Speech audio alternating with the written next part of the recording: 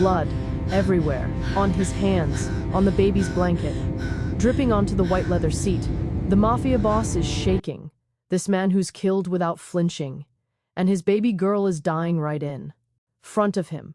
Her tiny mouth gasps.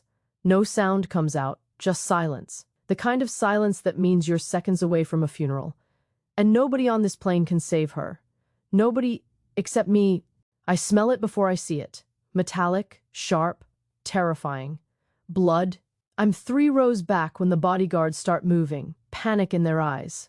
Through the first-class curtain, I see him, Dante Corvino, the man whose name makes people disappear. He's holding his daughter like she's made of glass, but she's slipping away. Blood pours from her nose, her mouth, she's choking on it, drowning in her own blood at 30,000 feet. His eyes meet mine, desperate, wild, broken. This killer, this monster, is just a father watching his child die, and I have 60 seconds to decide if I'm willing to risk everything to save her.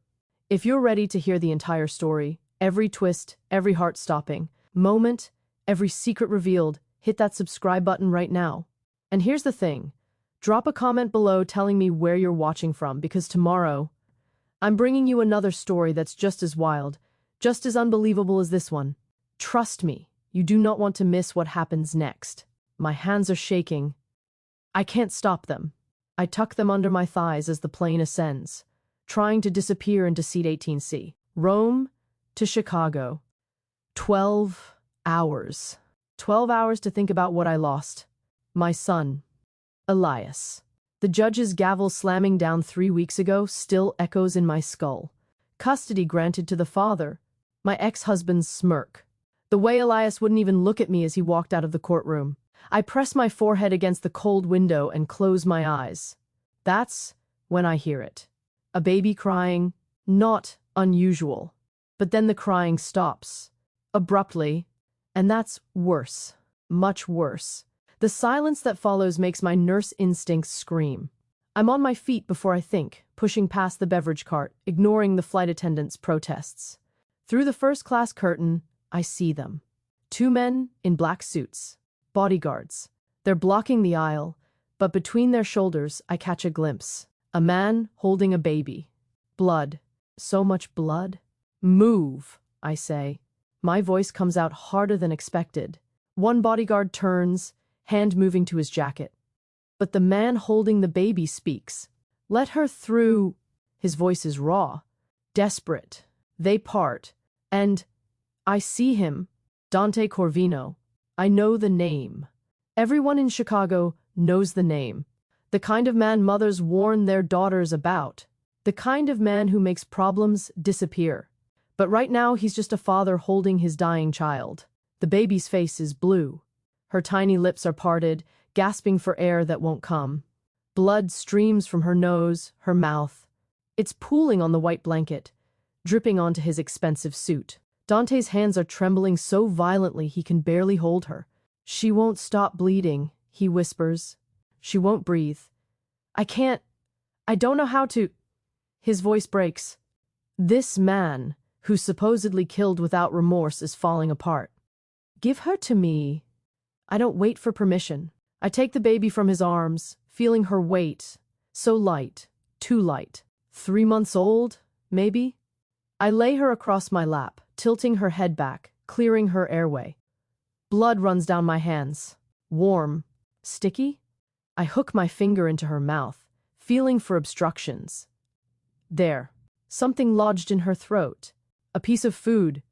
Someone fed this baby something solid. Too early. Way too early. I sweep it out. She still isn't breathing. I place my mouth over her tiny nose and mouth, giving her 2 gentle breaths.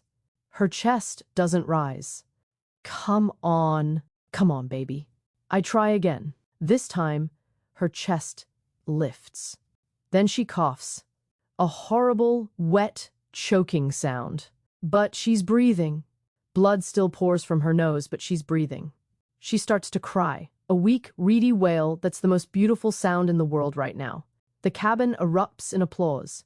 Passengers I didn't even notice were watching. But I'm not listening to them. I'm focused on the baby, checking her vitals, making sure she's stable, Dante drops to his knees beside me. His hand hovers over his daughter like he's afraid to touch her. You saved her, he says. You saved Isabella. I hand her back to him carefully, showing him how to hold her upright to keep her airway clear. She needs a hospital. The second we land, she needs to be checked. That bleeding, it's not normal. Could be a clotting disorder. Could be something worse. He nods, but he's not looking at the baby anymore. He's looking at me, really looking. His eyes narrow, dark, calculating. And then he says it. You've seen her before. I know you have. My blood goes cold. What? I've never met this man. Never seen this baby. But he's still staring at me like he's trying to solve a puzzle. Like he's memorizing every line of my face. One of the bodyguards leans down, whispers something in his ear. Dante's jaw tightens. He glances past me toward the back of the plane. I follow his gaze. 3 men, scattered across different rows, but all watching me. Their eyes are flat. Empty, the kind of eyes that don't blink. The kind of eyes that belong to people who do terrible things for money. My stomach twists. I back away slowly, returning to my seat. My hands are covered in blood. Isabella's blood. I wipe them on a napkin, but they won't come clean. The flight attendant brings me wet wipes, her smile tight with fear. That was amazing, she whispers. You're a hero. I don't feel like a hero. I feel like I just walked into something I don't understand. Something dangerous. The 3 men are still watching. One of them smiles. It doesn't reach his eyes. I pull out my phone, desperate for a distraction, and see a text from an unknown number. It's a photo. Me, in the aisle, holding Isabella. Taken seconds ago. Below it, 3 words. We know you. My hands start shaking again. This time, I can't stop them. I glance toward first class. Dante is holding Isabella, rocking her gently. But his eyes meet mine through the gap in the curtain. And I realize something terrifying. He doesn't know who I am, but he will. And when he does, everything I've been running from is going to catch up. What did you do, Thessa? What did you walk into? Tell me in the comments. Do you think she should have saved the baby, or should she have stayed in her seat? The plane lands at O'Hare 2 hours later. 2 hours of pretending I don't feel those 3 men watching me. 2 hours of pretending my heart isn't trying to punch through my ribcage. 2 hours of replaying Dante's words. You've seen her before. I haven't. I swear I haven't. But something in his tone makes me doubt my own memory. The seatbelt sign dings off. I grab my bag and move fast, joining the crush of passengers. Maybe I can lose myself in the crowd. Maybe I can just disappear like I always do. But when I step into the jetway, a hand grabs my wrist. Firm, not painful. Yet, I spin around, one of Dante's bodyguards. Up close, he's massive. Scarred jaw, dead eyes. Mr. Corvino would like a word. It's not a request. I don't have a choice. He guides me through a service door I didn't even see, down a concrete corridor that smells like jet fuel and fear. We emerge into a private lounge, leather chairs, floor-to-ceiling windows overlooking the tarmac, and Dante standing with Isabella in his arms, staring out at the runway like it holds answers. Sit, he says without turning around. I sit. My legs wouldn't hold me much longer anyway. He finally turns, and I see Isabella's face. She's sleeping now, her tiny features peaceful.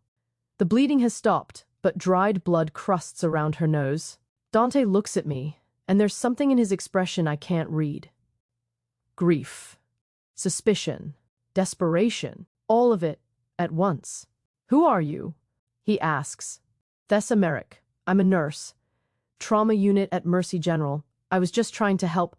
Thessa Merrick, he repeats slowly, like he's testing the name. And you've never seen my daughter before today? I shake my head. Never seen my wife? He pulls out his phone, shows me a photo. A woman. Late 30s, maybe. Dark hair, beautiful. Smiling in the picture, holding Isabella as a newborn. But there's something about her face, something that makes my chest tighten.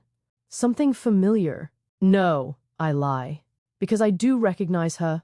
Not from the photo. From somewhere else. Somewhere my brain refuses to access right now. Dante steps closer. You're lying. His voice is soft. Dangerous. I can always tell when someone's lying. It's a skill you develop when people lie to you every day. So I'll ask again. Have you seen my wife? The door bursts open. 2 more bodyguards rush in, and between them, one of the 3 men from the plane. He's bleeding from his mouth, hands zip-tied behind his back. They throw him to the ground. Dante doesn't even look surprised. Found him in the bathroom, one bodyguard says. Had this. He holds up a knife. The blade is long, serrated, the kind designed to do maximum damage. Dante hands Isabella to the bodyguard with the gentlest care, then walks to the kneeling man. Who sent you? The man spits blood on the floor, smiles. You're dead, Corvino. Your wife knew too much. And now this nurse knows too much. We'll clean up all your loose ends. Dante's fist connects with the man's jaw so fast I barely see it. The crack echoes through the room. The man collapses, unconscious. I'm frozen. Can't breathe. Can't think. Get him out, Dante orders. The bodyguards drag the man away. Then Dante turns back to me. You heard him. Someone wants you dead, which means you know something. Something about my wife. Something about Isabella. So start talking, Thessameric, or I can't protect you. And then it hits me. The memory I've been trying to bury for 9 months. The woman who came into my ER at 2 a.m, pregnant, terrified, bleeding. She begged me to help her. Begged me not to put her real name in the system. Said someone was trying to kill her. I helped her deliver the baby in a supply closet because she was too scared to go to a proper delivery room. She paid me $5,000 in cash to falsify the records, to make it look like she was never there. Maria Rossi, I whisper. Dante goes rigid. That's not my wife's name. I know, I say. But that's the name she gave me. 9 months ago.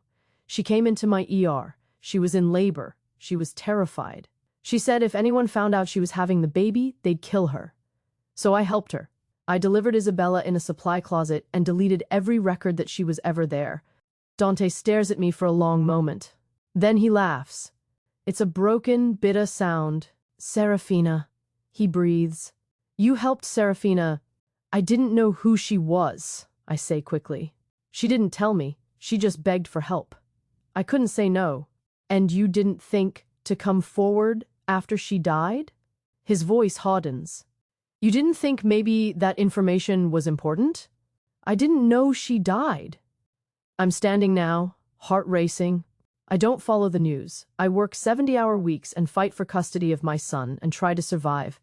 I didn't know. Dante's phone buzzes. He glances at it, and his expression darkens. The other 2 men from the plane just disappeared into the terminal.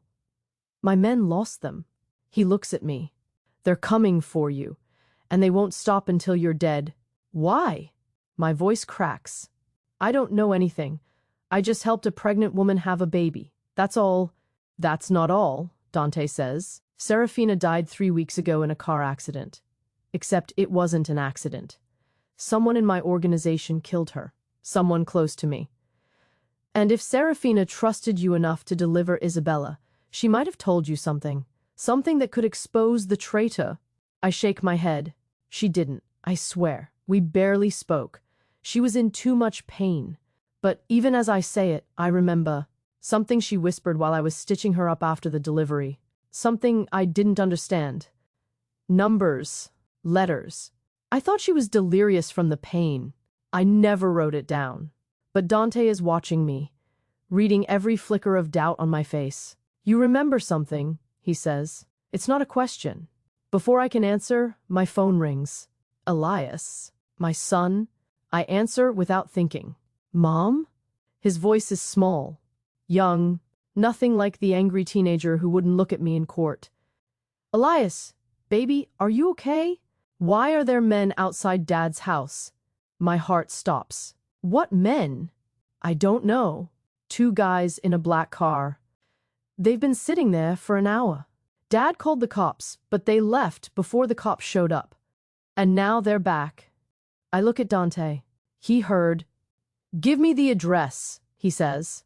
I'm already pulling up my ex-husband's house on my phone, showing him.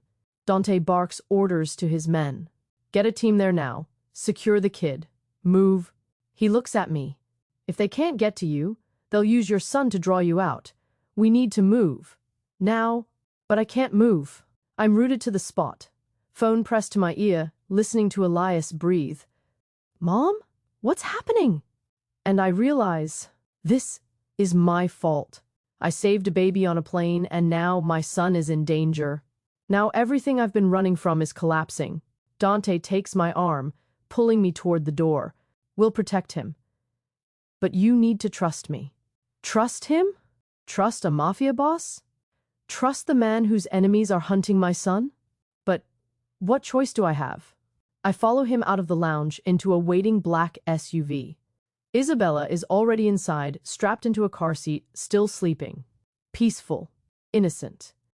Unaware that her mother is dead and her father is at war. Dante slides in beside me. Tell me everything Serafina said to you. Every single word. Because if we don't figure out what she knew, we're all dead. I close my eyes, trying to remember. Trying to pull those whispered numbers and letters from the fog of that night. And I realize I might be the only person alive who knows how Serafina died. And why. The SUV tears through Chicago traffic like the laws don't apply. Maybe they don't. Not to Dante Corvino. I'm pressed against the door, phone clutched in my hand, watching Elias's location. On the tracking app I installed months ago when the custody battle started. He's still at his father's house. Still safe. For now. Dante barks orders into his phone in rapid Italian. I catch fragments. Perimeter. Extraction. No witnesses. My stomach churns. They won't hurt him, Dante says, ending the call. My men are already there. 3 blocks out. I want to believe him. But I've spent 16 years protecting Elias from everything. Bad neighborhoods, his father's temper, my own mistakes, and now I've brought mafia assassins to his doorstep. This is my fault, I whisper. Dante glances at me. No. This is Serafina's fault. And mine. She got tangled in something she shouldn't have, and I didn't protect her. His voice cracks on the last word. For a second, the mask slips. I see the grief underneath. Raw. Bleeding. He looks down at Isabella, sleeping in her car seat between us. She was everything, he says quietly. Serafina. She wasn't supposed to be part of this life. I kept her separate, safe, away from the business. But someone got to her anyway. Someone I trusted. He looks at me. And you were the last person she trusted before she died. I don't know anything, I insist, but my mind keeps circling back to that night. The supply closet, the smell of antiseptic and blood, Serafina gripping my hand so hard I thought my bones would break. She was whispering between contractions. Numbers. Letters. I thought it was nonsense. Pain-induced delirium. But what if it wasn't? What if she was trying to tell me something? The SUV screeches to a halt outside a restaurant. Giovanni's. I know this place. Expensive. Italian. The kind of place my ex-husband took his mistress while we were still married. Dante's bodyguards flank us as we exit. One carries Isabella's car seat. She's awake now, fussing. Why are we here? I ask. Dante doesn't answer. He leads me through the front door. The restaurant is empty. Closed sign in the window. But there's a table set in the back. One chair. One man sitting in it. My ex-husband, Richard. He looks up, face pale, terrified. Thessa? What the hell is going on? I rush toward him, but Dante's hand on my shoulder stops me. He's here because I asked nicely, Dante says. Your son is safe. He's at my property in Lincoln Park. But those men watching your ex-husband's house, they're still out there. And they'll be back. Richard stands, anger flashing in his eyes. You brought the mob to my house? To our son? I didn't know. My words tangle. How do I explain? How do I tell him I saved a baby and unleashed hell? Dante steps forward. Your ex-wife witnessed something 9 months ago, something that makes her a target, which makes your son a target. So here's what's going to happen. You're going to take a vacation, somewhere far, and you're going to leave the boy with me. Like hell I am, Richard snarls. I just won custody. I'm not giving him back to her. You're not, Dante says calmly. You're entrusting him to my protection until this is resolved. Or I can let those men watching your house come back. Your choice. The color drains from Richard's face. He knows he's beaten. Men like Richard always fold when real danger shows up. My phone buzzes. A text from Elias. Mom, where are you? These guys won't tell me anything. I'm scared. My heart shatters. I type back quickly. I'm coming. You're safe. I promise. But promises feel hollow when armed men are hunting you. Dante's phone rings. He answers, listens, then his expression goes dark. When? A pause. How many? He hangs up, looks at me. We need to leave. Now, what happened? But I already know from the look on his face. Something bad. He grabs my arm, pulling me toward the back exit. His bodyguards form a tight circle around us, Isabella's car seat protected in the center. We burst through the kitchen, past terrified staff, into an alley. 2 black SUVs are waiting, engines running. Dante shoves me into one. Get her to the penthouse. Don't stop for anything. He turns to get into the other vehicle. That's when I hear it. The sharp crack of gunfire. Glass explodes. The SUV window beside me spiderwebs. I scream. Dante's bodyguards return fire, the sound deafening. Isabella is shrieking. I unbuckle her car seat, pulling her against my chest, shielding her with my body. More gunshots. One of the bodyguards goes down, blood blooming across his shoulder. He's still firing, face twisted in pain. Dante dives into the SUV beside me. Drive! The vehicle lurches forward, tires squealing. I look back through the rear window. 3 men in the alley, guns raised. One of them locks eyes with me. The same man from the plane, the one who smiled. He's still smiling. Even as we speed away. Even as the distance grows. Because he knows something I don't. He knows this isn't over. Dante is on his phone again, barking orders. But I'm not listening. I'm holding Isabella, feeling her tiny heart race against mine. She's hiccuping from crying, her face red and wet. I rock her gently, whispering nonsense comfort. She quiets slightly, her fingers grasping at my shirt. You're okay, I tell her. You're safe. But I'm lying. None of us are safe. They hit Marco, Dante says, ending the call. He'll live. But they knew we'd be at Giovanni's. Someone told them. His jaw clenches. Someone in my organization is feeding them information. He looks at me, and there's something new in his eyes. Suspicion. How many people did you tell about helping Serafina? No one, I say immediately. I swear. I could lose my license for what I did. I didn't tell anyone. Then, how do they know? His voice is razor sharp. How do they know you exist? I don't have an answer. The SUV weaves through traffic, running red lights, taking corners too fast. Isabella has fallen asleep against my shoulder, exhausted from crying. I can feel her breath, warm and steady. Such a small, fragile thing, and people are trying to kill her. Trying to kill me. My phone buzzes again. Another text. This one from an unknown number. I open it. It's a photo. Elias. At Dante's property. Safe. But the message below the photo makes my blood freeze. Bring us the nurse by midnight, or the boy dies. We know where he is. We're already inside. I show Dante the phone with trembling hands. He reads it. His face goes blank. The kind of blank that comes before an explosion. They're bluffing, he says. But his voice isn't certain. What if they're not? My voice breaks. What if they really are inside? What if Elias? I can't finish. Can't say it out loud. Dante makes a call. Lockdown protocol. Now. Scan every room, every closet, every shadow. If there's a breach, I want to know. He waits, listening. His expression darkens. How? A long pause. Then he closes his eyes. Find him. Bring me his head. He looks at me. There was a breach. One of my guards. He let someone in. We don't know how many. The SUV pulls up to a high-rise building. Luxury condos, the kind with doormen and security cameras. Dante's penthouse. But I'm not moving. I need to see Elias. Now. You will, Dante promises. But first you need to tell me what Serafina whispered to you. Because that's the only bargaining chip we have. That's the only thing keeping us alive. I close my eyes, forcing myself back to that supply closet. The fluorescent lights flickering. Serafina's hand in mine, crushing my fingers.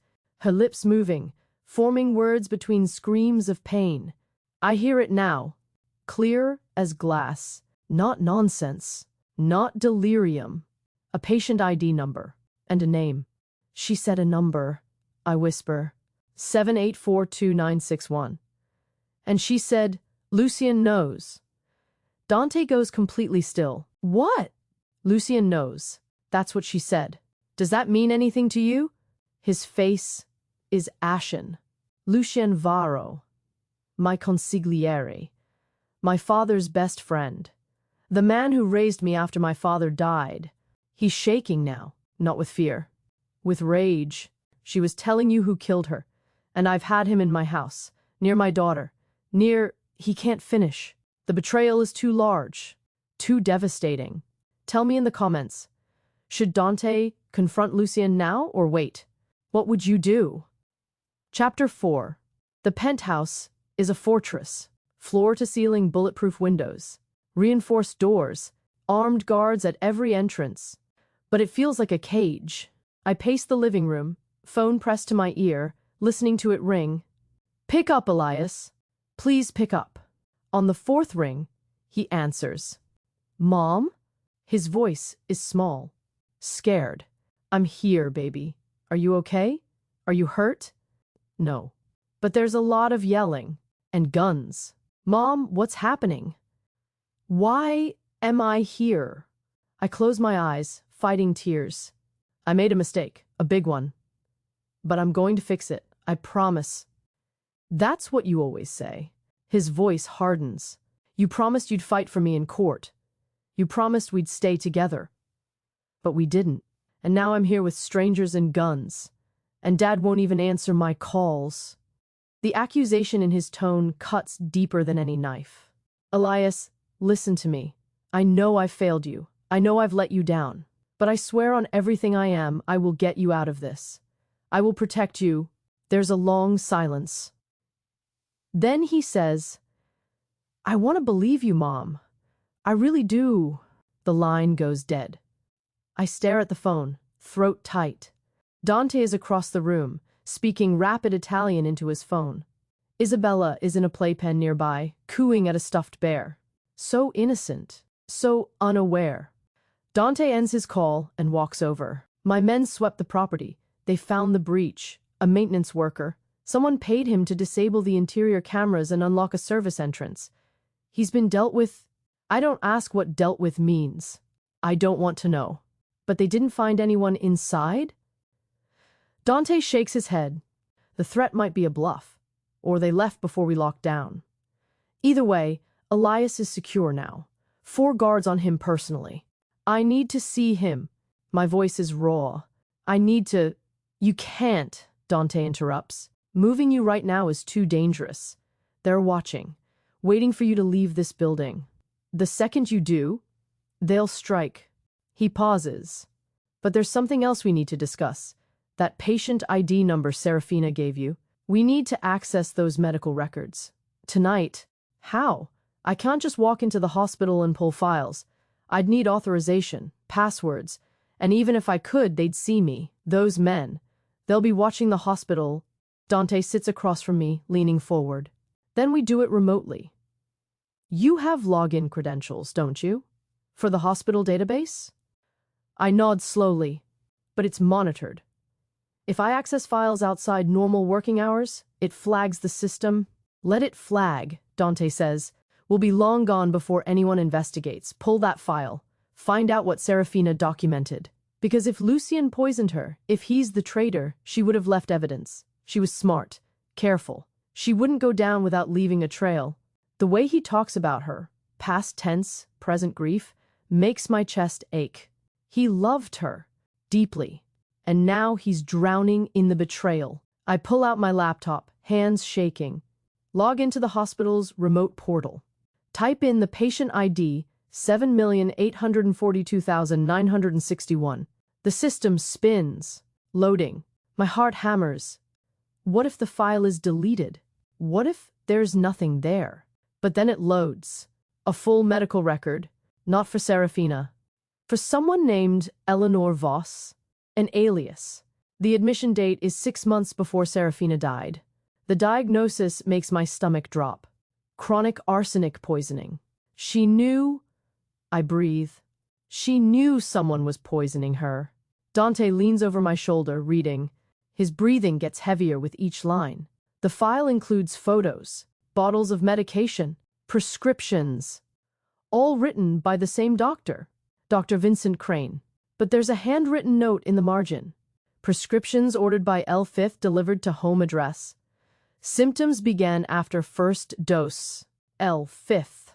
Lucien Varro. Dante's fist slams into the coffee table. The glass cracks.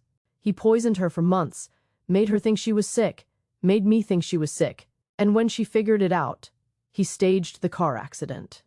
His voice is barely human, guttural, broken. He held my daughter at the funeral. He looked me in the eye and told me he'd help find who did this. And it was him. All along. Isabella starts crying, startled by the noise. I lift her from the playpen, holding her close. She grabs at my hair, her tiny fist wrapping around a strand. Dante watches us, his expression unreadable. "I'm sorry," he says quietly.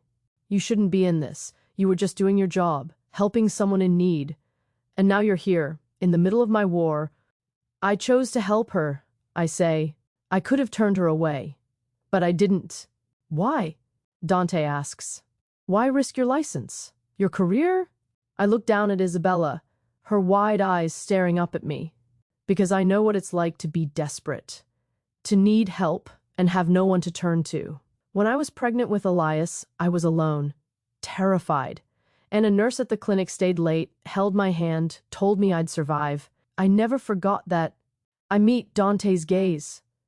So when Serafina showed up, I couldn't say no. There's something in his eyes now. Respect, maybe? Or recognition. Like he's seeing me as more than just a witness, more than just a liability. "You're not what I expected," he says. "What did you expect?" "Someone weaker, someone who'd fold under pressure. But you're still standing, still fighting." He pauses. "Serafina would have liked you." Before I can respond, his phone rings. He answers, listens, and his entire body goes rigid. "When?" A pause. "How long do we have?" He hangs up, looking at me with an expression I can't read. "Lucien just called. He wants to meet, tomorrow morning. Says he has information about the men hunting us. Says he wants to help." The words hang in the air like poison. "What are you going to do?" Dante stands, walking to the window. The Chicago skyline glitters beyond the glass. "I'm going to give him what he wants," he says. "I'm going to walk into that meeting. And I'm going to make him confess." "He'll kill you," I say.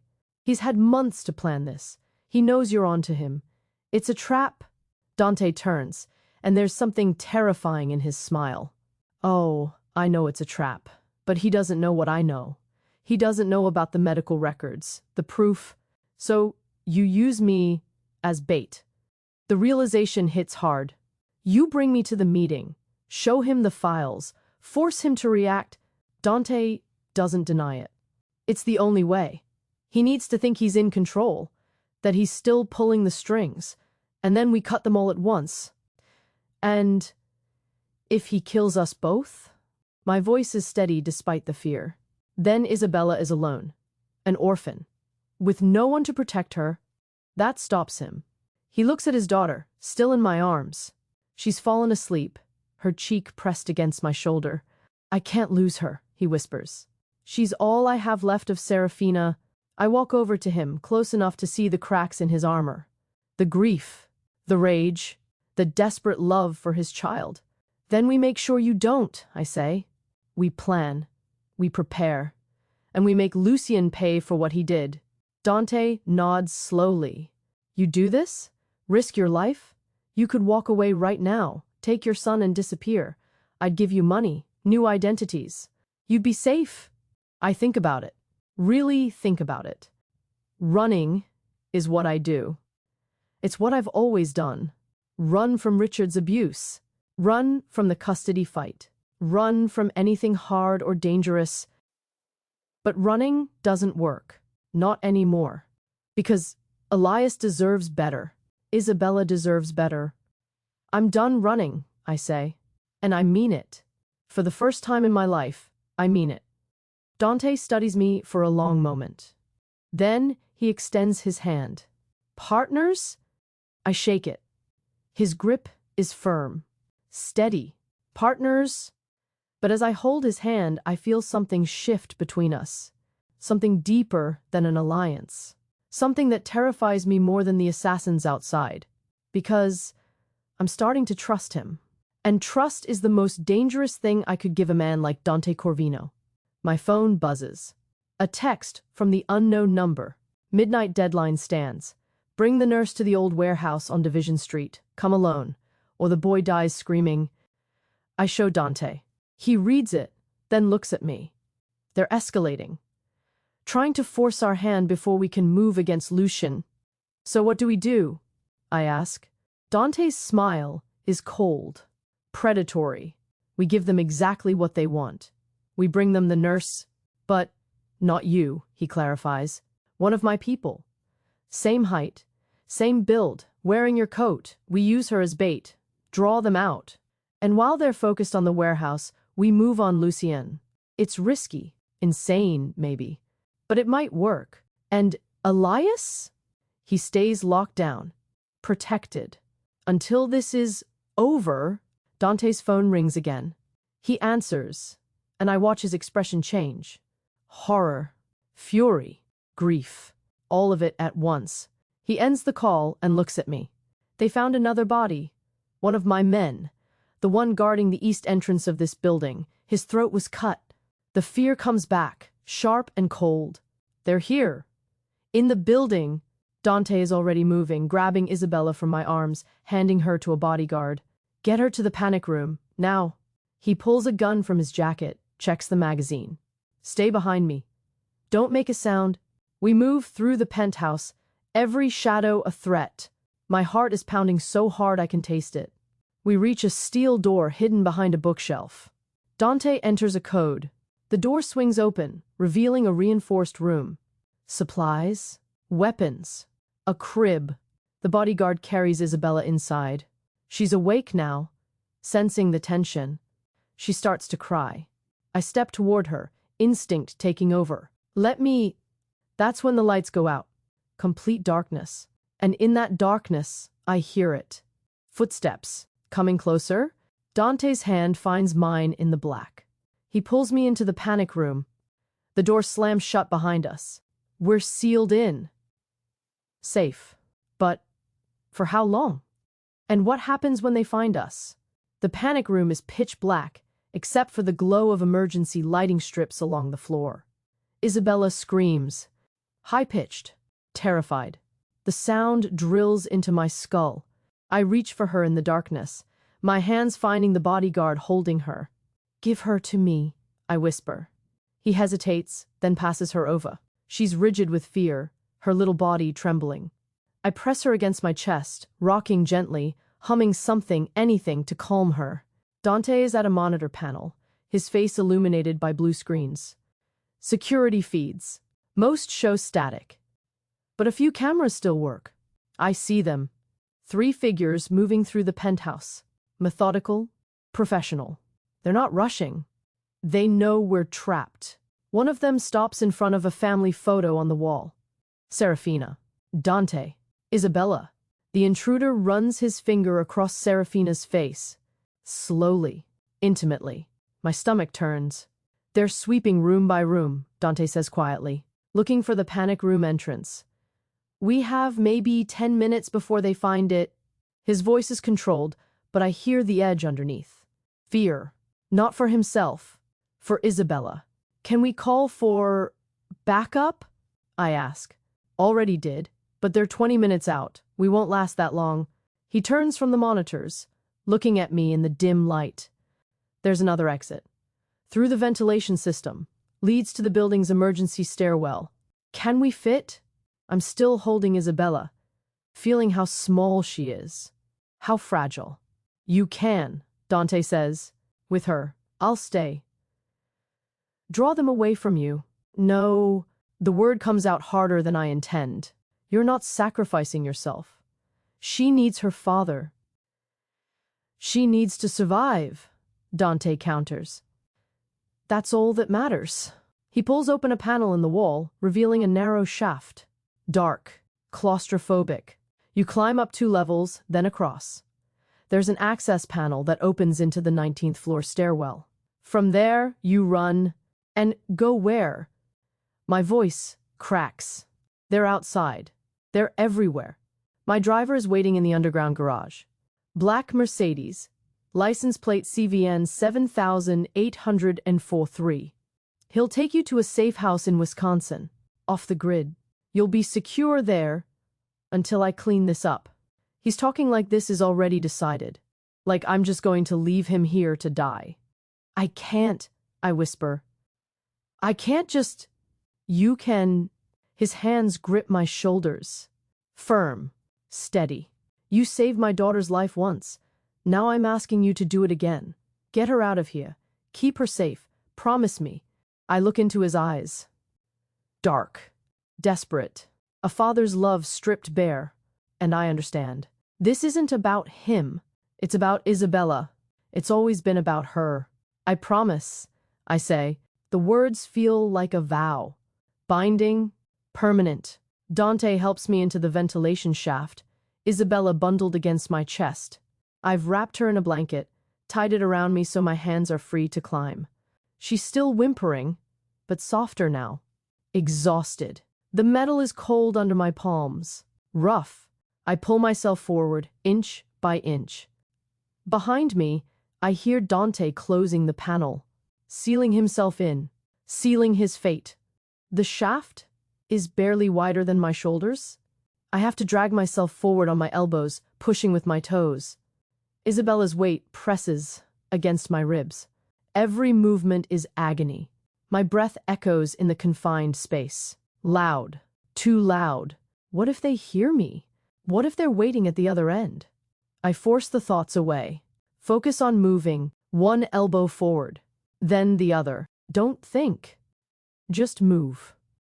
Below me, through the thin metal, I hear voices. Muffled. Angry. They've found the panic room door. I freeze, holding my breath. Isabella squirms against me. Please, don't cry. Please, baby, not now. I press my hand gently over her mouth, hating myself for it. But she stays quiet, like she understands, like even at 3 months old, she knows her life depends on silence. There's a loud bang. They're trying to breach the door. Another bang. The sound of metal groaning. I stop moving again, faster now. My elbows are bleeding, scraped raw against the metal. I don't care. I reach a vertical shaft, the 2-level climb Dante mentioned. I look up. It's dark. Endless. How am I supposed to climb with a baby tied to my chest? But I don't have a choice. I brace my feet against opposite walls, shimmying upward. Every muscle screams. Isabella is crying again.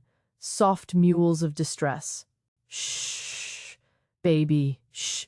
Almost there. I don't know if I'm lying. I don't know where there is anymore. I just keep climbing. My legs are shaking. My arms feel like they're going to tear from their sockets. Below, I hear an explosion. They've breached the panic room. Gunfire. Rapid, deafening even through the metal. Then silence. Horrible, heavy silence. Is Dante dead? Did they kill him? I can't think about it. I reach the horizontal shaft and crawl forward. My lungs burn. Isabella has gone quiet again. Too quiet. I feel for her pulse. Still there. Strong. She's just exhausted. Shutting down to conserve energy. Smart girl. Ahead, I see dim light filtering through an access panel. The stairwell. I'm almost there. I push forward with the last of my strength. My hands find the panel. I push. It doesn't move. Panic floods through me. It's sealed. Locked. I push harder. Nothing. No. No, this can't be happening. I brace my shoulder against it and shove with everything I have. Something gives. The panel swings open, and I tumble out onto concrete stairs. The impact knocks the breath from my lungs. Isabella starts screaming. I roll to protect her, my body absorbing the fall. Pain radiates up my spine. But we're out. We're in the stairwell. I struggle to my feet, legs wobbling. 19 flights down to the garage. I start descending, gripping the railing. My vision blurs. From exhaustion or tears, I can't tell. Behind me, above me, I hear a door slam open. Footsteps on the stairs. Running. Coming down fast. They know. They heard Isabella crying. They're coming for us. I run. Down the stairs, taking them 2, 3 at a time. Isabella bounces against me, her cries growing frantic. I'm going to fall. I'm going to drop her. But I don't. I keep running. The footsteps are closer now. I can hear breathing. Heavy, determined. I risk a glance back. A man. Gun drawn. He sees me, raises the weapon. I throw myself around the corner as a shot rings out. The bullet sparks off the railing inches from my head. I scream. Keep running. My legs give out. I stumble, catch myself on the railing. The man is right behind me. I can hear him, feel him. This is it. This is where we die. I turn, ready to beg, to plead, to offer myself if he'll just spare Isabella. But the man stops. His eyes go wide. He makes a choking sound. Blood pours from his mouth. He collapses forward, revealing the figure behind him. Dante, covered in blood, gun in hand. He's breathing hard, his shirt torn, a deep gash across his cheek. But he's alive. Move, he gasps. There are more coming. I don't ask how he survived. Don't ask how he found us. I just move. We descend together, Dante covering our rear. More gunshots above. Shouts. We burst through the garage-level door. The Mercedes is there, engine running. The driver sees us, throws open the back door. Dante shoves me inside. I collapse onto the seat, Isabella still tied to my chest. Dante climbs in beside me. Drive, he orders. The car lurches forward. Tires scream. We rocket up the garage ramp into the night. Behind us, men pour out of the stairwell. Guns raised. They fire. The rear window explodes. Glass rains down. I cover Isabella with my body, feeling shards cut into my back. We're on the street now, weaving through traffic. The driver runs a red light. Horns blare. We sideswipe a parked car. Keep going. I look at Dante. He's pressing his hand to his side. Blood seeps between his fingers. You're hit, I say. It's nothing, but his face is pale. Sweating. Dante, you need a hospital. No hospitals, he grits out. They'll be watching. We go to the safe house. You can stitch me up there. I'm a trauma nurse, not a surgeon. If the bullet hits something vital, then I die, he says simply. But Isabella lives. That's all that matters. He looks at me, and there's something in his eyes I haven't seen before. Trust. Complete, absolute trust. You won't let me die, Thessa. I know you won't. And he's right. I won't. I can't. Because somewhere between the plane and the panic room, between the terror and the blood, I started caring about him, about this broken man who'd burn the world to protect his daughter. The driver takes another sharp turn. We're out of the city now, heading north, toward Wisconsin, towards safety. Maybe. Isabella has finally fallen asleep, her tiny hand fisted in my shirt. I check Dante's wound. The bullet went through. Clean exit. He's lucky. But he's losing blood fast. Stay with me, I tell him. Stay awake. I'm not going anywhere, he murmurs. But his eyes are closing. Dante. Dante, look at me. His eyes flutter open. I'm sorry, he whispers, for dragging you into this, for ruining your life. You didn't ruin it, I say. And I realize it's true. My life was already ruined. The custody battle, the loneliness, the fear. Dante didn't cause that. He just revealed it. You gave me a reason to fight, to stop running. His hand finds mine, squeezes weakly. Don't let Lucian get away with this. Promise me. Whatever happens to me, you'll make him pay. You're going to make him pay, I insist. You're going to survive this. You're going to watch Isabella grow up. You're going to... Thessa. He stops me with a look. Just promise. I swallow hard. I promise. The car speeds through the darkness, carrying us toward an uncertain future. And I hold Dante's hand, feeling his pulse weaken under my fingers, and wonder if promises are just another way of lying to ourselves. Should Thessa trust Dante's plan for Lucian? Or should she take Isabella and disappear? Tell me what you think in the comments. The safe house is a cabin buried in Wisconsin woods. No neighbors for miles. The driver pulls up to the porch, engine still running. Two men emerge from the shadows, guns drawn. Dante's men. They recognize him, holster their weapons, rush to help. Get him inside, I order, my voice sharp with urgency. I need clean water, towels, a first aid kit, and whiskey. Now. They carry Dante into the cabin. It's sparse, functional. A hunter's retreat converted into a fortress. They lay him on a kitchen table. I'm already unwrapping Isabella from my chest, handing her to one of the guards. Keep her warm. Feed her if she cries. There's formula in the bag. The guard looks terrified holding such a small human. But he nods. I turn back to Dante. He's unconscious now, pulse thready. I cut away his shirt. The wound is worse than I thought. The bullet went through, yes, but it nicked something. Blood pools beneath him, dripping onto the floor. I've seen this before. Too many times in the ER. Trauma victims wheeled in from shootings.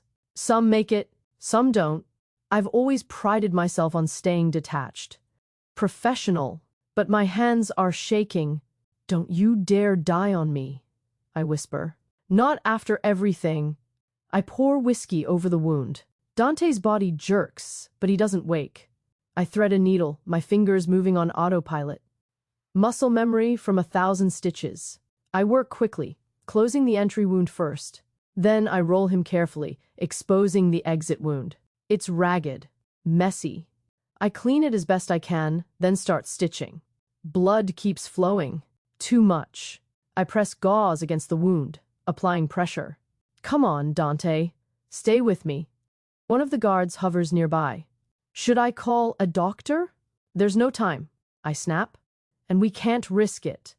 If Lucian has people watching hospitals, they'll have doctors on payroll too. I work for what feels like hours, but is probably only 20 minutes. Finally, the bleeding slows, stops. I bandage him tightly, then check his vitals. Weak, but stable.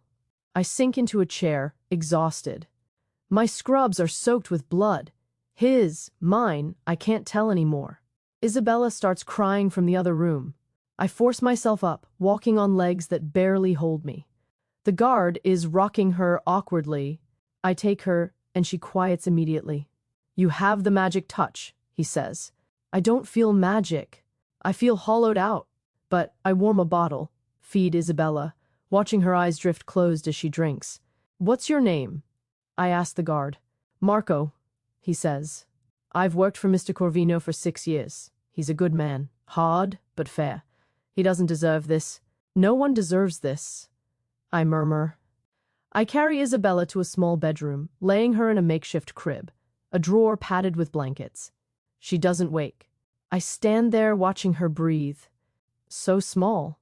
So innocent. And people want her dead just for existing. I return to the kitchen. Dante is still unconscious on the table. I pull up a chair beside him, taking his hand. It's cold. I rub it between mine, trying to warm him. You need to wake up, I tell him. Isabella needs you. I stop. What was I about to say? That I need him? That's ridiculous. I barely know him. He's a criminal, a killer. But he's also a father who'd die for his daughter. A man who trusted me when he had no reason to. Hours pass. Dawn breaks through the windows, pale and cold. Dante's eyes finally flutter open. He looks around, disoriented. Where? Safe house? I say quickly. You passed out from blood loss, but you're stable now. Don't move too fast. He tries to sit up anyway, wincing. Isabella? Sleeping. She's fine. Relief floods his face. Then confusion. You saved me. It's not a question.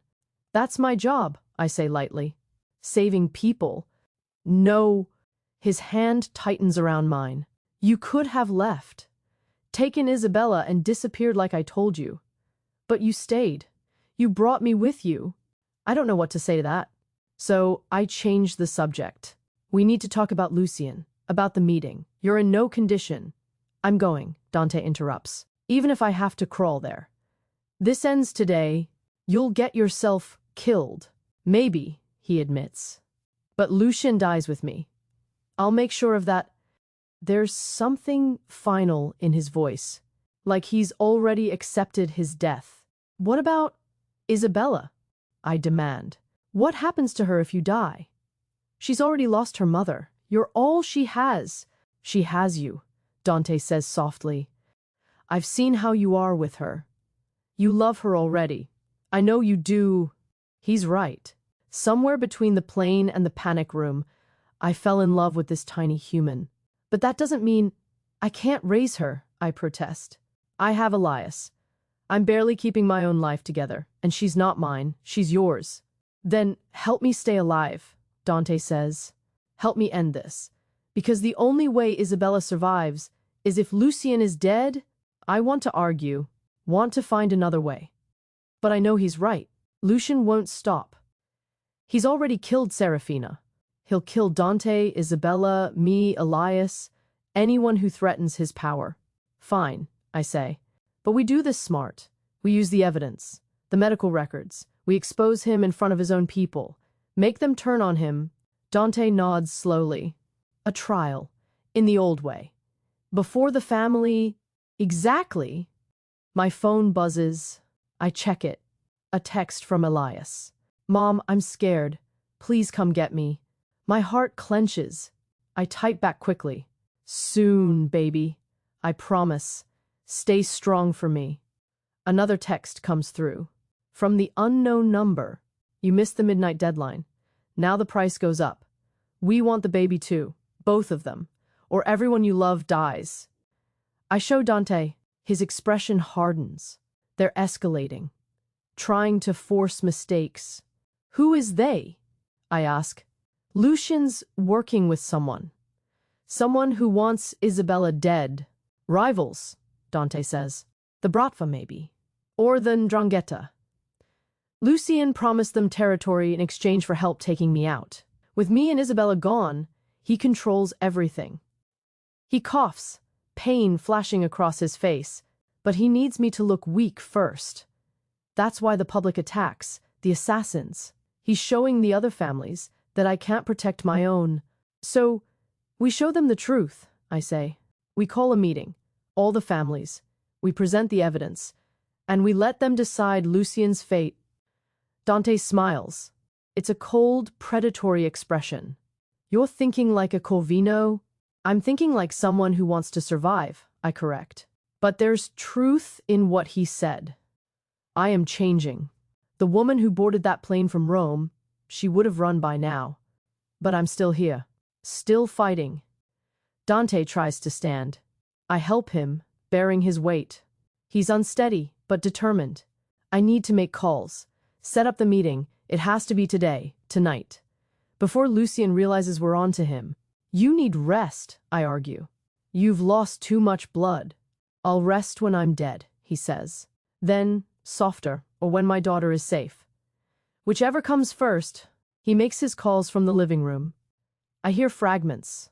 Italian, English, names I don't recognize. He's calling in every favor, every alliance, building a case not just against Lucien, but against the old ways of doing things. When he's done, he looks at me. It's set. 7 p.m. tonight. Warehouse on the south side. Every family in Chicago will send representatives, and Lucien will be there. He has to be. If he refuses, he looks guilty. And if he comes? I ask. If he shows up and denies everything, then we show them the medical records, the poison prescriptions, Serafina's notes. We make them see... Dante pauses. And if that doesn't work, I shoot him in the head and dare anyone to stop me. The brutality of it should shock me. But it doesn't. Maybe I've seen too much. Or maybe I just understand that some men don't deserve mercy. Isabella wakes, crying. I go to her, lifting her from the drawer crib. She's wet, hungry, normal baby problems. I change her, feed her, singing softly. For a moment, it's just us. No danger, no death threats, just a woman and a baby. I let myself imagine a different life, one where Serafina is alive, where Isabella has both parents, where I'm just the nurse who helped deliver her, nothing more. But that's not reality. Reality is blood and bullets and betrayal. Reality is a mafia trial in a warehouse tonight. Reality is knowing that by midnight, either Lucien dies or we do. I carry Isabella back to the living room. Dante is at the window, watching the woods. They'll come here eventually, he says. Lucien's men. They'll find this place. We have maybe 12 hours before... He stops. Tilts his head. Listening. I hear it too. A car engine. Distant, but approaching. The guards move immediately, weapons ready. Dante draws his gun, hissing in pain from the movement. Get Isabella to the basement, he orders me. There's a tunnel. It leads to the road. If shooting starts, you run. Don't look back. I'm not leaving you again, I say. You almost died last time. And I'll almost die this time too, probably, he says with a grim smile. But you need to protect her. That's the priority. The car is closer now. I can see it through the trees. Black SUV. I hold Isabella tighter, ready to run. But then Marco's phone buzzes. He checks it, then relaxes. It's one of ours, bringing the files from the hospital. And someone else. The SUV pulls up. A man gets out, carrying a briefcase. And, behind him, Elias. I'm moving before I think, running out the door. My son sees me, and his face crumbles. He runs too, and we collide in the middle of the yard. I wrap one arm around him, the other still holding Isabella. You're okay, I sob. You're okay. You're here. Mom, what's happening? Who are these people? Why? He stops, looks at Isabella. Then at me. Are you taking care of someone's baby? It's complicated, I start. But Dante appears on the porch, leaning against the doorframe, pale but standing. Elias's eyes go wide. Is that Dante Corvino? Mom, what the hell is going on? And I realize my son is here, in the middle of a mafia war, and I have no idea how to protect him. Tell me in the comments, what should Thessa tell Elias? The truth or a lie? I tell him the truth. All of it. Because I'm done with lies. Done with hiding. Elias listens, his face cycling through disbelief, anger, fear. When I finish, he's quiet for a long moment. Then he looks at Isabella, sleeping peacefully in my arms. So you saved her life. And now people want to kill you for it. Yes, I say simply. That's insane, Mom. That's completely... He stops, takes a breath. We should go to the police. The police can't help, Dante says from the porch. He walks toward us slowly, each step measured. Lucien has judges, cops, prosecutors on his payroll. We go to them, we're dead before we finish giving our statement. Elias looks at him with raw teenage defiance. So what? We just let you handle it? Trust a mobster to keep us safe? Elias, I warn. But Dante holds up a hand. He's right to question. I'm not a good man, I've done terrible things, but I love my daughter. And your mother saved her. That makes you family, and I protect family. We're not your family, Elias snaps. But his voice cracks. He's 16, still a kid. And he's scared. I can see it in his eyes. Dante seems to see it too. You're right, he says quietly. You're not. But you're here now, and I'm asking you to trust me for the next 12 hours after that. If you want to walk away, I'll make sure you can. New identities, money, protection. You'll never have to see me again. Elias looks at me. What do you want to do, Mom? It's the first time he's asked my opinion in months. The first time he's looked at me like I might actually have an answer. I want to end this, I say. Tonight, at the meeting. We expose Lucien. We make him pay for what he did to Serafina. And then we get our lives back. You think it's that simple? Elias asks. No, I admit. But it's the only option we have. Marco brings the briefcase inside, opens it on the kitchen table. Medical files, printed emails, photographs, everything Serafina documented before she died. Dante spreads them out, studying each piece. She was thorough, he murmurs. She knew I'd need proof. Evidence that even the old families couldn't ignore. He picks up a photo. Serafina and Lucien at a restaurant. His hand on her shoulder. Too familiar. Too intimate. He pretended to care about her. Checked on her when I was working. Brought her soup when she got sick. Sick from the poison he was feeding her. I finish. Dante nods, jaw tight. He played us both. Made me think he was helping. Made her think she was dying of some mysterious illness. And when she finally figured it out, his voice breaks. He sets the photo down carefully, like it might shatter. She tried to tell me. The day before the accident, she said we needed to talk. About Lucien, about the business. I told her I was too busy. I told her it could wait. The guilt in his voice is crushing. I reach out, touching his arm. You didn't know. You couldn't have known. I should have, he says. I should have seen it. Should have protected her. Elias is watching this exchange, his expression unreadable. Then he says, my dad used to hit my mom, for years, and I didn't do anything. I was too scared, too small. I just let it happen. The confession hangs in the air. I stare at my son, throat tight. Elias, you were a child. That wasn't your job. And you were trying to survive, he continues. Trying to keep us both safe. But I blamed you when Dad got custody. I blamed you for not fighting hard enough, for not being strong enough. Tears stream down his face. I'm sorry, Mom. I'm so sorry. I pull him into a hug, Isabella between us. You have nothing to apologize for. Nothing. I'm the adult. I'm the one who should have protected you better. We stand there, holding each other, crying. And for the first time since the custody hearing, I feel like maybe we can heal. Maybe we can find our way back to each other. Dante watches us. Something painful in his eyes. Missing Serafina. Missing the family he lost. The moment breaks when Marco's phone rings. He answers, listens, then looks at Dante. Lucien confirmed. He'll be at the meeting, says he's bringing evidence of his own. Claims he knows who really killed Serafina. Dante's laugh is bitter. Of course he does. He'll try to pin it on me. Make the families think I'm the traitor. Can he do, I ask.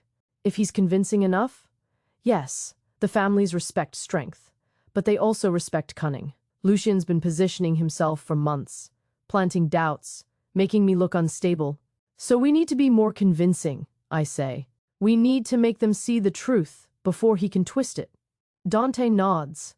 You'll have to testify. Tell them about delivering Isabella.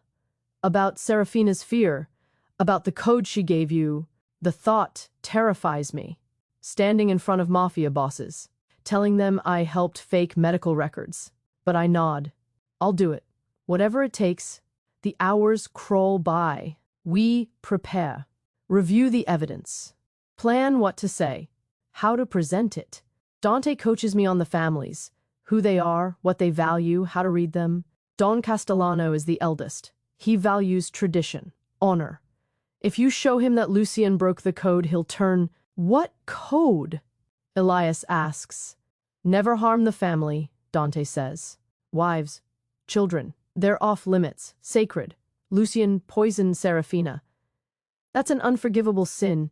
And the others? I ask.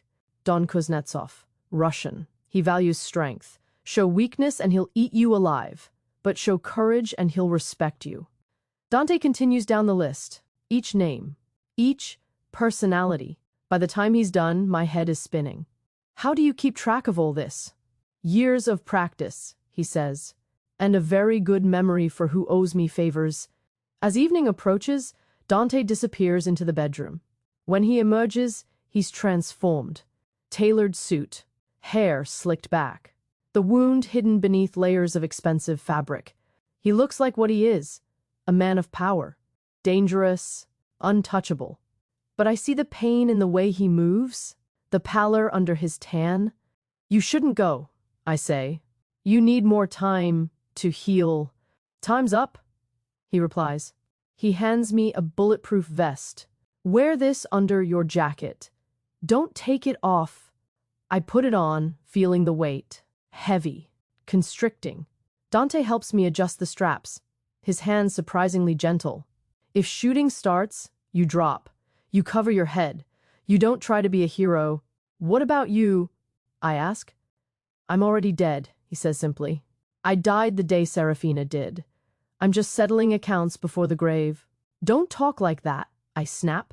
Isabella needs you. She will be raised by you, Dante interrupts. I've already drawn up papers. If I die tonight, custody goes to you, not Lucian, not any of my associates. The enormity of it hits me. He's giving me his daughter, trusting me with the most precious thing in his world. Dante, I can't. You already are, he says. She loves you. I see it. The way she calms when you hold her, the way she looks for you. You're already her mother. The words break something in me. I've been so focused on survival, I haven't let myself feel it. But he's right. I love Isabella. Love her like I love Elias. Fiercely. Completely. She'll know about Serafina. I promise. I'll make sure she knows her mother was brave. That she died protecting her. Dante's hand cups my cheek. Thank you. Then he steps back, the moment passing. It's time. We load into 2 SUVs. Marco drives the first with Dante and me. The second carries Elias and Isabella with 3 guards. Keep them back, Dante orders. A mile out. If things go bad, you drive. You don't stop. You don't look back. Understood? The guard nods. I lean through the window, kissing Elias's forehead. I love you. Be brave. You too, Mom, he whispers. The warehouse looms ahead. Industrial. Abandoned. Except, it's not abandoned tonight. Cars line the perimeter. Expensive ones. The families are here. Marco parks. I take a breath. Dante looks at me. Ready? No. I'm not ready. I'll never be ready. But I nod anyway. Let's end this. We walk toward the warehouse doors. Toward judgment. Toward war. Toward whatever ending fate has written for us. And I think about promises. About the ones we keep and the ones we break. And I wonder which kind tonight will bring. The doors open. A sea of faces turns toward us. And in the center, smiling like a saint, stands Lucian Varro. Dante, he calls out, arms spread wide. Thank God you're safe. We were so worried. His performance is flawless. And I realize this is going to be so much harder than we thought. The warehouse is a makeshift courtroom. Long table at the front, where the family heads sit. Chairs arranged in a semicircle facing them. Men in suits line the walls. Enforcers, soldiers, witnesses. The air smells like cigars and tension. Dante walks to the center, and I follow. Every eye tracks us, judging, calculating. Lucien stands off to the side, his expression perfectly calibrated. Concerned, loyal, innocent. Don Castellano speaks first. He's ancient. 80s, maybe? But his voice carries weight, authority. Dante Corvino, you called this gathering. You accused one of your own. This is serious, unprecedented. Speak. Dante doesn't flinch. 3 weeks ago, my wife died. I was told it was an accident. But it wasn't. She was murdered, poisoned for months, then killed when she discovered who was betraying me. A murmur runs through the crowd. And you know who did this? Don Kuznetsov asks. Russian accent, thick. Eyes like ice. I do, Dante says. Lucien Varro, my consigliere. The man I trusted like a father. The room explodes. Voices shouting. Lucien steps forward, hand over his heart. Dante, please. I know you're grieving. I know you're looking for someone to blame, but this is madness. I loved Serafina like a daughter. I would never... Liar? The word rips from my throat before I can stop it. Everyone turns to me. I feel their attention like a physical thing. Heavy. Suffocating. But I don't back down. I'm Thessa Merrick. I'm a trauma nurse. And 9 months ago, Serafina Corvino came to my ER under a false name. She was terrified. She said someone was trying to kill her. I helped her deliver Isabella in secret, and before she left, she gave me a patient ID number. Evidence of what was being done to her. I pull out the medical files. Hand them to Don Castellano.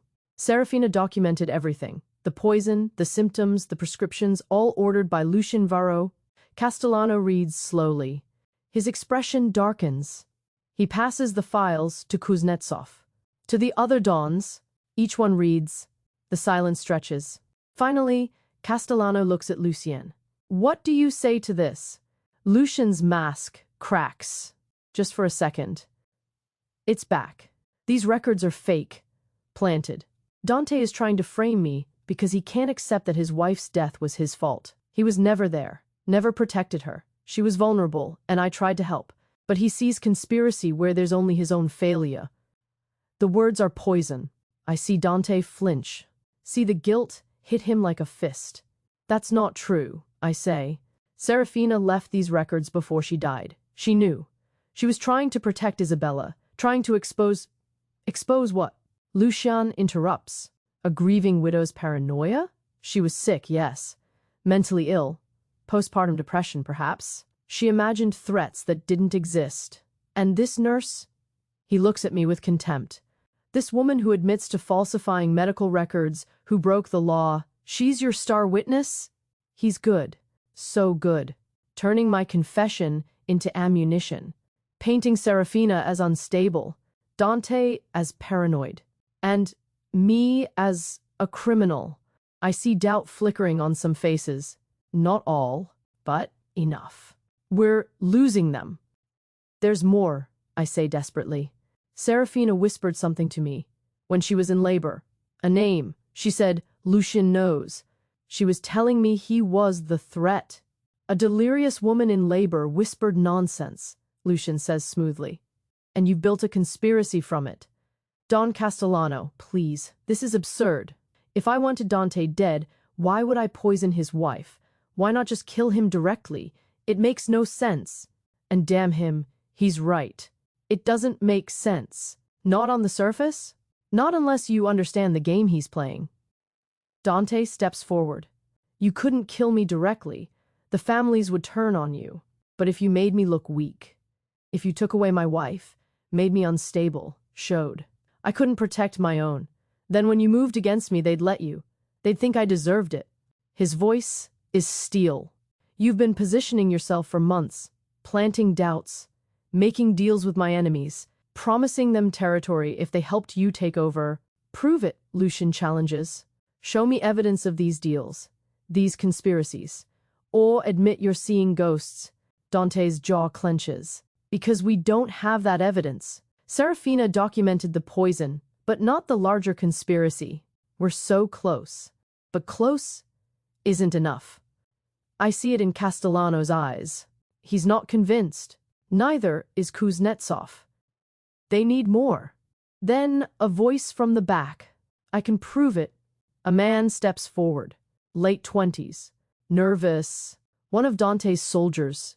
My name is Tony Greco. I work in Mr. Corvino's organization. And Mr. Varro approached me 3 months ago.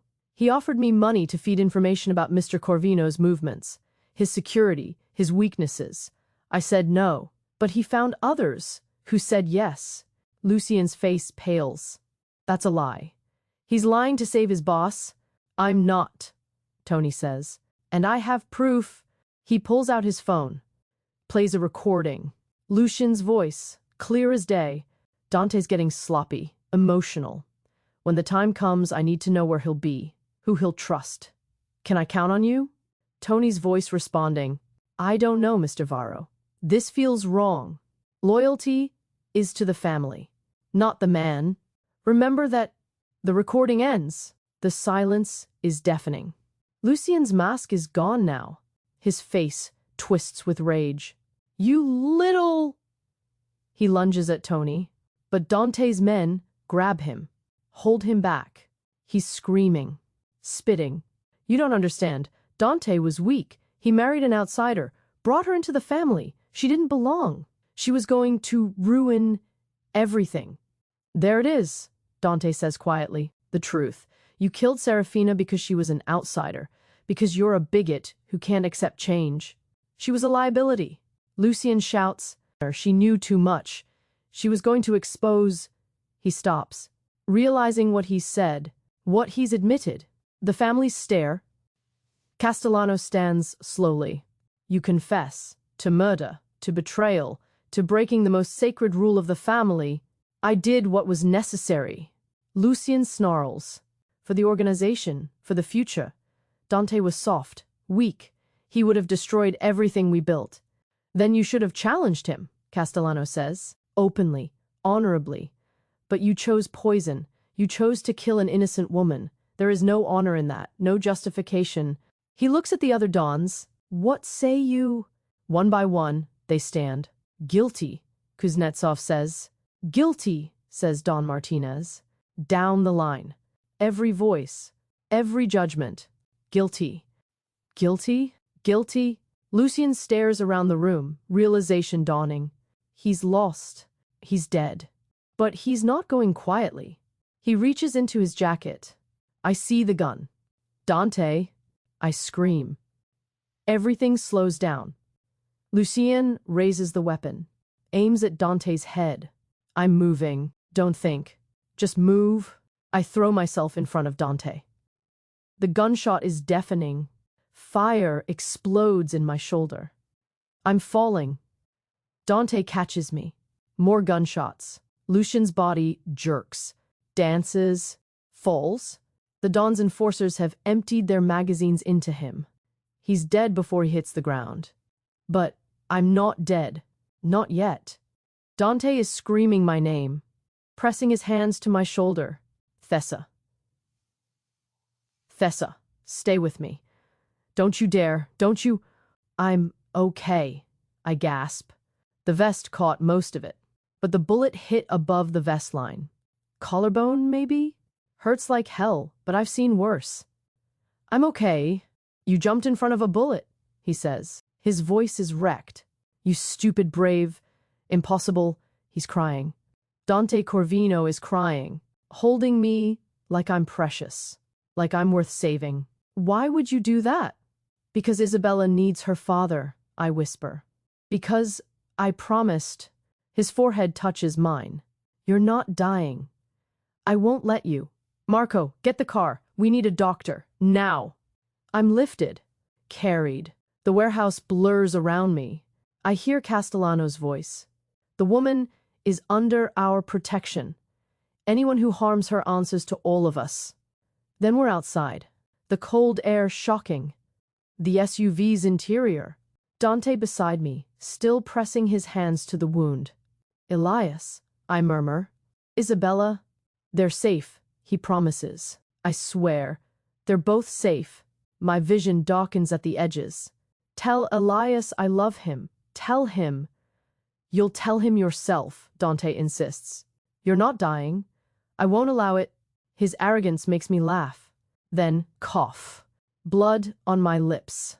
Okay, maybe worse than I thought. The SUV speeds through the night. I close my eyes. Just for a second. Just to rest. When I open them again, I'm in a bed. White sheets. Beeping monitors. A private room. Dante's in a chair beside me holding my hand. He's asleep. Exhausted. I squeeze his fingers weakly. His eyes snap open. Thessa.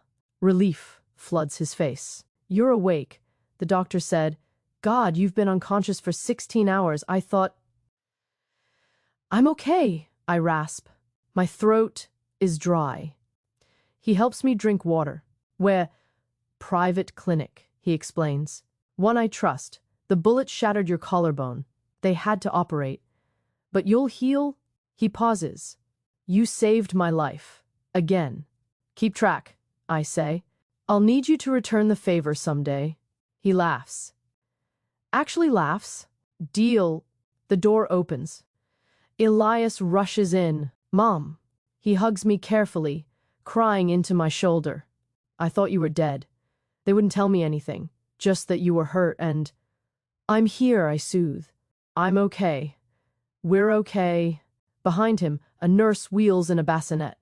Isabella, awake and fussing. Dante lifts her, brings her to me.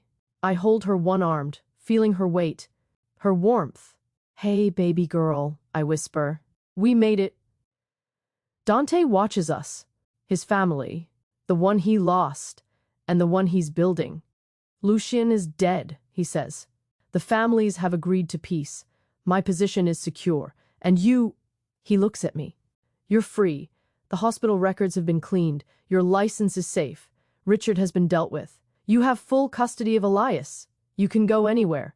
Be anyone. I'll make sure you're protected. He's offering me an out. A clean break. And part of me wants it. Wants to take Elias and disappear into normalcy. But I look at Isabella, at Dante, and I realize I don't want normal. Not anymore. What if I want to stay? I ask. The words surprise even me, but they're true. Dante goes still. Stay? Isabella needs a mother. Elias needs stability. And you... I meet his eyes. You need someone who's not afraid of you. I'm a dangerous man, Thessa. My world, it's not safe, it's not... I jumped in front of a bullet for you, I interrupt. I think I know what I'm getting into. He stares at me for a long moment. Then he smiles. Really smiles. The kind that reaches his eyes. Then, stay, and help me raise her. Help me be better than I was. Help me, he stops. Swallows. Help me love again. And there it is. The thing neither of us wanted to admit. This isn't just about Isabella. It's about us. About two broken people finding something whole in each other. Okay, I whisper. Okay. He kisses my forehead. Gentle, reverent, a promise. And I let myself believe. In second chances. In chosen families. In love that grows from ashes. Is this the ending they deserve? Or should Thessa have walked away? Let me know in the comments what you think. 6 months later, I'm standing in Dante's, our kitchen, watching Isabella take her first steps. She toddles from Dante's hands to mine, laughing when she falls into my arms. Did you see that? I call to Elias. He looks up from his homework, grinning. She's going to be running by next week. God help us, Dante mutters. But he's smiling. That smile I've come to love. The one reserved for family moments. The house is different now. Warmer. Full of life. Photos on the walls. Serafina's memory honored, but not haunting. Isabella's toys scattered on expensive rugs.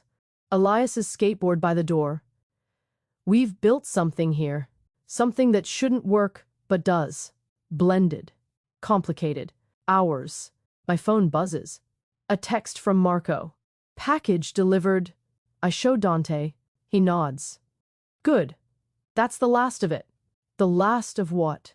Elias asks. Justice, Dante says. Over the past 6 months, we've been dismantling Lucian's network, finding everyone he corrupted, every deal he made, every person he hurt. And we've been making it right. Compensation for victims, arrests for accomplices. Dante's been transforming his organization, going legitimate where he can, making the illegal parts less brutal where he can't. It's not perfect. He's still a criminal, still does things I don't want to know about. But he's trying, changing. For Isabella, for me, for the man he wants to be, instead of the man his father raised. Mom, Elias says hesitantly. Can I ask you something? Always, I say. Do you love him? Dante, I mean, like really love him? Or is this just convenient? I look at Dante. He's watching me, waiting for my answer. I love him, I say simply. Not despite who he is, but including it. The good and the bad, the dangerous and the gentle. All of it? Elias nods slowly. Okay, good. Because he loves you too, like it's obvious. The way he looks at you, the way he shrugs, embarrassed. Just wanted to make sure you knew. Dante crosses the room, pulling me into his arms. Careful of my shoulder, it still aches sometimes. Your son is wise, he murmurs against my hair. Takes after his mother, I reply. Isabella tugs on my leg, demanding attention. I lift her, settling her on my hip. She grabs Dante's face with both hands, giggling. Dada, she says, clear as a bell. Her first word. Dante freezes. Then he takes her from me, holding her close. Yes, baby. Dada's here. Always. His voice cracks. He's thinking about Serafina, about how she should be here for this moment. She'd be proud of you, I tell him quietly, of who you're becoming, of how you're raising Isabella. We're raising her, he corrects. You're her mother now, in every way that matters. The doorbell rings. Elias goes to answer, returning with an envelope. Courier, he says, handing it to Dante. Dante opens it, reads, then passes it to me. It's from Don Castellano, an invitation to Isabella's formal introduction to the families, recognition of her as Dante's heir, and below that, a second line, and recognition of Thessameric Corvino as Dante's wife and Isabella's mother. I stare at the paper. Merrick Corvino? Dante takes my hand. I had the papers drawn up 3 months ago, been waiting for the right moment. This isn't how I wanted to ask, but he goes to one knee. Right there in the kitchen, Isabella in one arm, pulling a ring from his pocket with his free hand. Thessameric, will you marry me? Officially, legally, for real. Elias is recording on his phone, grinning. Say yes, Mom. This is going viral. I laugh, cry, nod. Yes, yes, of course, yes. Dante slides the ring on my finger, stands, kisses me while Isabella squirms between us and Elias cheers. It's chaotic, imperfect. Nothing like the life I imagined. But it's ours. And it's real. When? I ask, when we break apart. The introduction is in 2 weeks, Dante says. We could do it then, in front of the families. Make it official in both worlds, theirs and the legal one. A mafia wedding, I say. That's not something you see every day. Neither is jumping in front of a bullet for a man you barely knew, he counters. You've never been conventional, Thessa. Why start now? He's right. I gave up conventional the moment I saved Isabella on that plane. The moment I chose to stay instead of run. Okay, I say. 2 weeks. Let's do this. The next 2 weeks are a whirlwind. Dress fittings, security arrangements, guest lists that include crime bosses and federal judges. It shouldn't work. By every logical measure, it's a disaster waiting to happen. But somehow, it does. The day arrives. The ceremony is at Dante's estate. Gardens manicured to perfection. Flowers everywhere. The families arrive in a procession of black cars. I watch from an upstairs window, wearing a dress that costs more than my nursing salary for a year. Elias appears in a suit, looking uncomfortable but handsome. "You look beautiful, Mom," he says. "You look like you," I reply. "That's all I ever wanted." Isabella is in a tiny white dress, carried by Marco. She's the flower girl, though at 9 months, she's more interested in eating the petals than dropping them. "Ready?" Elias offers his arm. "Ready?" He walks me down the aisle, past rows of dangerous men and their elegant wives, past the dons who judged Lucien and found him guilty, past the world Dante inhabits, to the man himself, waiting at the altar. He's in a black suit, hair perfect, but his eyes, they're only for me, full of love, gratitude, promise. The officiant speaks. We say our vows. I promise to love him, to stand with him, to raise Isabella as my own, to be his partner in all things. He promises to protect me, to cherish me, to be the man I deserve, to give Elias the father he never had. We exchange rings, kiss, and just like that, I'm Tessa Corvino, wife of a mafia boss, mother to his daughter, stepmother to my son. It's insane, but it's perfect. The reception is elegant chaos. Toasts in Italian and English and Russian, dancing. Laughter, Isabella being passed from dawn to dawn, each one trying to make her smile. Elias talking to Tony Greco about cars. Normal. Almost. As night falls, Dante pulls me onto the dance floor. "Any regrets?" he asks. "Not one," I say honestly. Only that Serafina isn't here to see this. To know Isabella is safe, loved, protected. She knows, I say. Wherever she is, she knows. And she's at peace. He holds me closer. "Thank you for saving my daughter, for saving me, for choosing this life when you could have had any other. This is the life I want," I tell him. "This messy, dangerous, beautiful life. With you, with them." I look at Isabella, asleep in Marco's arms, at Elias, laughing with the other young men. This is my family, and I'd choose it 1,000 times over, even knowing what it costs. The danger? The complications? Especially knowing, I say, because anything worth having is worth fighting for. The music swells, we dance, and for a moment, the world is just us. Just this. A nurse and a mobster, a single mother and a widowed father, 2 broken people who found healing in the most unlikely place. As the song ends, I look up at the stars, and I think about that plane ride, about blood on white leather, about a baby who wouldn't stop bleeding, about the choice I made to help. One choice. One moment. And it changed everything. My phone buzzes, an old habit I can't break. I check it. A message from an unknown number. My blood goes cold. It's a photo. Serafina, alive, standing on a street corner in Prague, dated 3 days ago. Below it, 3 words. She's not dead. I look at Dante, at our perfect moment, at the life we've built, and I realize it's not over. It's never over. "Dante," I whisper, showing him the phone. His face goes white, then hard. The mask of the boss sliding back into place. "Get Isabella," he orders Marco.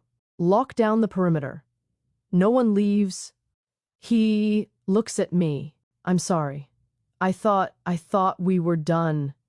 "We're never done," I say. "Not in this life. But whatever comes next, we face it together." He takes my hand, squeezes. Together, and as chaos erupts around us, guards mobilizing, guests confused, Elias demanding answers, I hold on to that word, together. Because whether Serafina is alive or this is a trap, whether we're facing a new enemy or an old ghost, we'll face it as a family. Broken, complicated, but unbreakable. And maybe that's the real happy ending. Not perfection, but choosing each other every single day. No matter what comes. Want to know what happens next? Should I continue this story? Drop a comment and let me know if you think Serafina is really alive, or if this is something even more dangerous. Your support means everything. Subscribe so you don't miss what happens to Dante, Thessa, and Isabella. This is just the beginning.